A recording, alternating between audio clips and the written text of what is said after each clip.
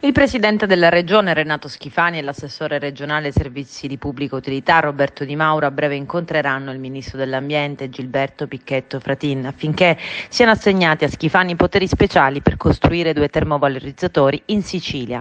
La relativa procedura, avviata dal precedente governo Musumeci, versa in condizione di stallo perché, all'avviso di manifestazione di interesse, non è seguito un bando di gara e perché non sono stati predisposti dei criteri tecnici di riferimento per la progettazione e l'allestimento degli impianti.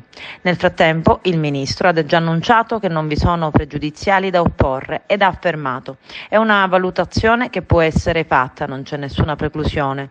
È una valutazione che farò con il Presidente Schifani. Mi auguro che in Sicilia siano realizzati i termovalorizzatori.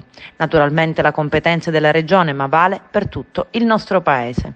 Noi, prosegue il Ministro, non possiamo avere una situazione dei rifiuti come quella di diversi territori a sud e a nord e d'altra parte non possiamo nemmeno far pagare ai cittadini italiani il trasporto dei nostri rifiuti in Germania, dove sono poi utilizzati per produrre energia elettrica e poi comprare energia elettrica, quindi far pagare ai cittadini italiani 2 volte la stessa cosa.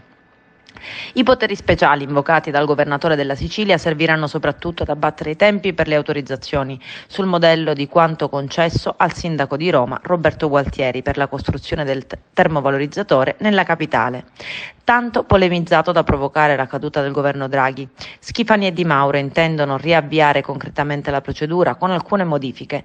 Uno dei 2 termovalorizzatori sarà ubicato, come già preventimato da Musumeci, a Catania per la Sicilia occidentale e l'altro invece non più a Gela ma nel Palermitano a servizio della Sicilia occidentale.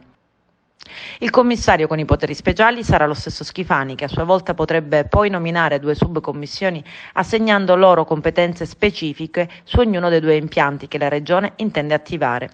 Il Ministro ha anche commentato la richiesta di Schifani di modificare la legge che impedisce alla Regione di applicare i royalties per la realizzazione di impianti di energia fotovoltaica, come già avviene per i comuni, e ha replicato: non è una questione di braccio di ferro, le rinnovabili sono il percorso della decarbonizzazione. Credo si possa parlare anche rispetto ad una uniformità dei territori italiani, di quelli che possono essere riconoscimenti delle compensazioni, ma su scala vasta, non può essere fatta con una singola regione, con ogni singolo comune.